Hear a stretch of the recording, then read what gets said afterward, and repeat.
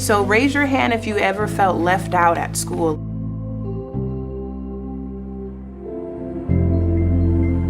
I used to worry about how I looked, how I dressed, how I acted.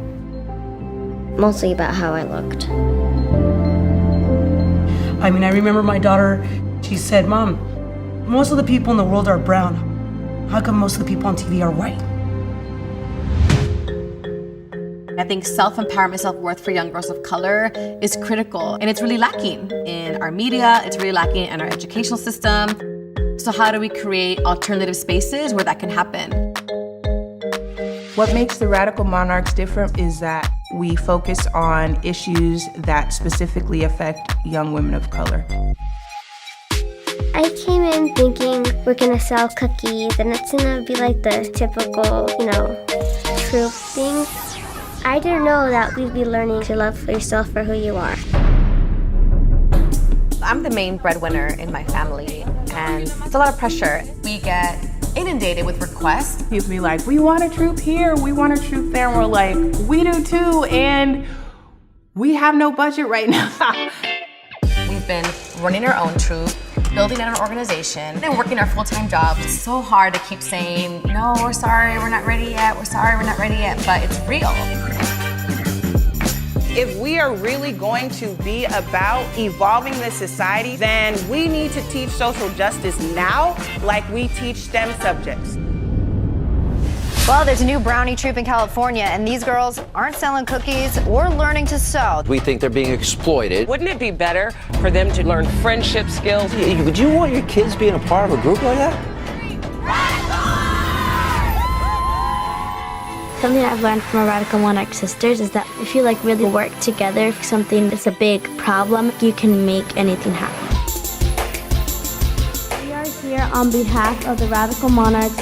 We get to kind of make history, or her story, as we like to say it. And we get to be one tiny little part of it. Because we all know that a lot of tiny parts can equal one big part.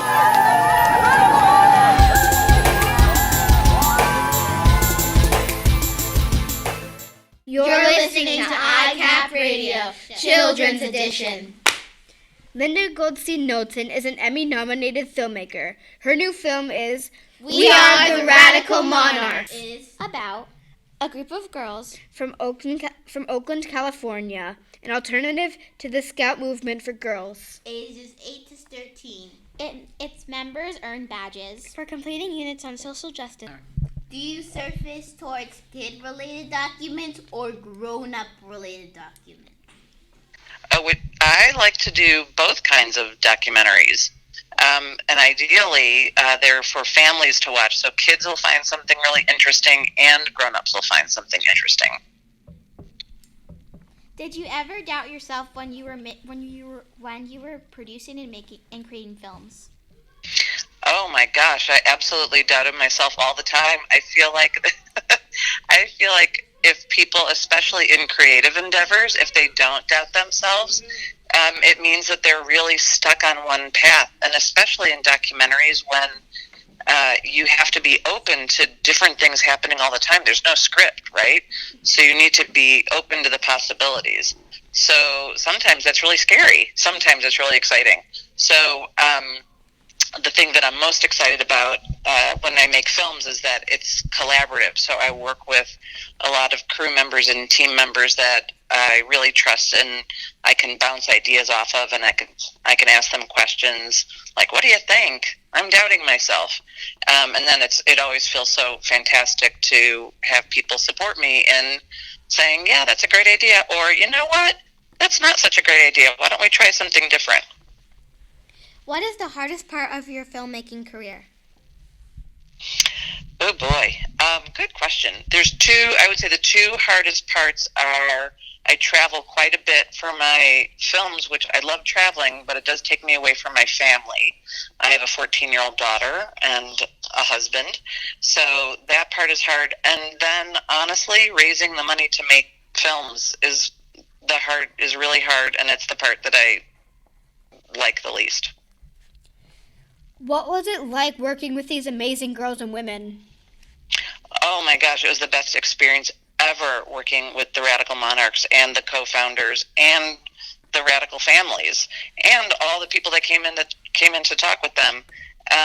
I was so inspired every single time I was with them, and the co-founder, I mean, both the girls and young women, as we watched them go from being little girls to teenagers throughout the film, they inspired me all the time about what I can do in the world, how I can be a better person, how I can be a better parent, how do I get involved, how do I act as a white ally, what good can I be doing in the world.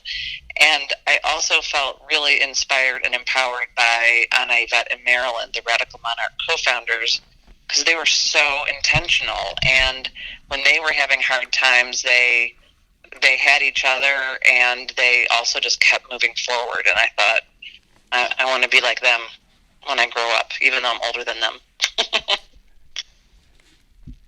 What inspires you to moving on from producing to filmmaking? Oh, that's a good question. I don't think anyone's ever asked me that before. I started out in scripted films like Whale Rider. If you haven't seen it, y'all should ask your parents to watch it. And I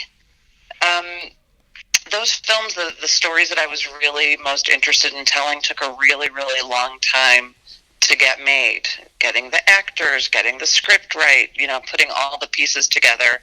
And I always loved watching documentaries, and I just thought I would like to tell stories. I would like to tell them in a faster process. And I also, the idea came to me about making a documentary about Sesame Street and their work around the world. And I just thought, I'm going to go for it. I'm going to try it. I'm going to be a director. And I brought on a partner whose name is also Linda, who had more experience in documentary filmmaking. So while I took a big leap, I didn't take like a really dumb leap. I had a partner with me who knew that part of the filmmaking process. So it was a great way to start into documentary directing. Did you ever plan on being a filmmaker when you were younger? No, I did not. I never planned on being a filmmaker. I didn't even know that it was like a possibility. I loved reading. I wanted to do something that had to do with literature and storytelling. I knew that. Actually, when I was really, really little, I wanted to be the first woman in the NFL. I wanted to be a place kicker. And then I kind of got over that. And then, but I went on a very big circuitous route that brought me back to filmmaking. I was actually a science major in college. And then it was through a random job after college that I was an assistant at the American Film Institute, because I was right after college trying to figure things out. And what I realized as I spent more time there and watching more movies was that, this is literature, this is storytelling. It's just really big and it's moving. So I made a big, giant circle to come back to storytelling. What's your favorite part of being a filmmaker? Ooh, my favorite part is that I get to be creative. I get to travel. I get to be the boss. I love working with people. I love uncovering emotional truths. There's so much about it that I love. What is the process of making a documentary? Oh my gosh, how much time do you have? It all starts with an idea. It starts with curiosity. So I might meet a person or read about a situation, or in the case of a documentary that I did called Somewhere Between, which was about girls adopted from China, I was inspired by my own daughter and thinking about questions that she would have when she grew up.